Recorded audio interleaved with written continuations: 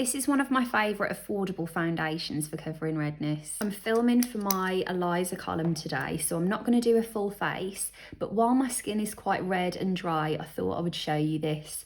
Now, when I'm very dry, I am going to apply my foundation straight over freshly moisturised skin rather than letting it sink in and then doing my foundation, because I want the slip to help the foundation to glide on a bit more evenly. This moisturiser is from Avene, by the way. I've gone through quite a few tubes of this. It's very lightweight for under your makeup, but I find that I need something a bit richer in the evening. And while I'm here, a little bit of lip balm as well. When you've got rosacea, it's quite typical for it to present in this kind of butterfly print. Side note, but it's so funny, often in my videos people will say, what primer have you got on your eyelids? What's that brightening thing you've used on your eyelids? And I haven't, but it's because that looks really bright compared to this. But anyway, let's get back to foundation.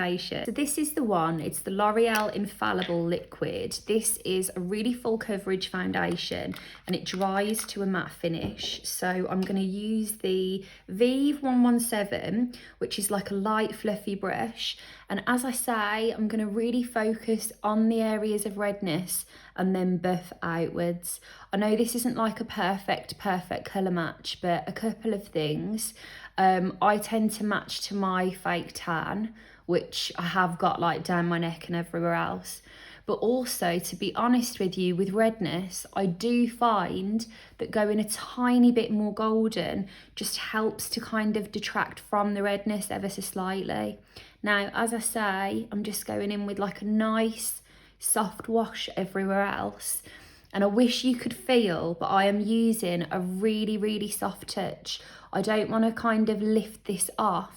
I want to really build it up and buff it in and press it in. And then whatever's left, I'm going to take it over the lid. So I'm not kind of overloading that area, but I have got a little wash of colour over it. Right, listen, we're all friends. That is a bit warm, let's be honest. It's fine. I've got quite a bit to do today, so we will have to just live and learn. But as you can see, this is gliding on so well for a number of reasons actually. I've purposefully chosen a fluffy brush. So the fluffier your brush, the softer the finish will be from your foundation. My skin is still freshly moisturised, so everything is just buffing over it really gently. However, even in spite of all of that, and let me just move my hair, this will dry to a matte finish. So then for my redness, if you have a lot of redness, you'll know that it's not just that it looks red, it feels hot. Your makeup can be more prone to sliding off hot skin. The matte finish just helps to keep things in place for as long as we can. I'm really happy with that level of coverage, and even though it dries to a matte finish, I'm just going to lock this in with powder. This is the Peaches and Cream setting powder and a Peaches PC27.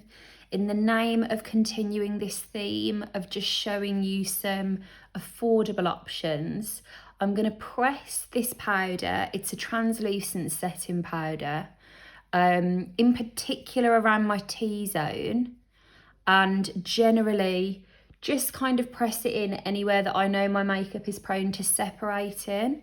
So I'm going to make sure I kind of go over some of the cheeks there. I'm also going to make sure I do the eyelids, because that's where I'm prone to a little bit of creasing. Again, pressing instead of rubbing. And one thing I will make you aware of, it's a really dull day today, so my camera won't focus properly. So yes, that I'm tapping the screen here, it's my iPhone.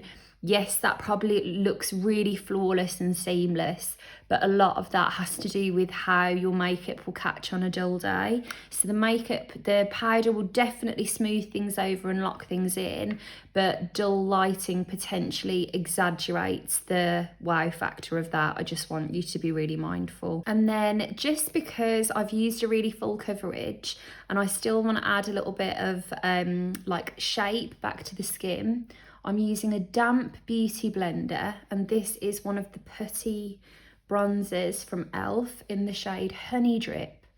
I'm going to press this over the top. Now again, anything to do with redness or building coverage, Tapping and pressing is going to be great, because unfortunately when you press really firmly, it kind of goes against everything you hear, doesn't it? All we ever hear about is blend things in and make sure they've really like buffed themselves into the skin.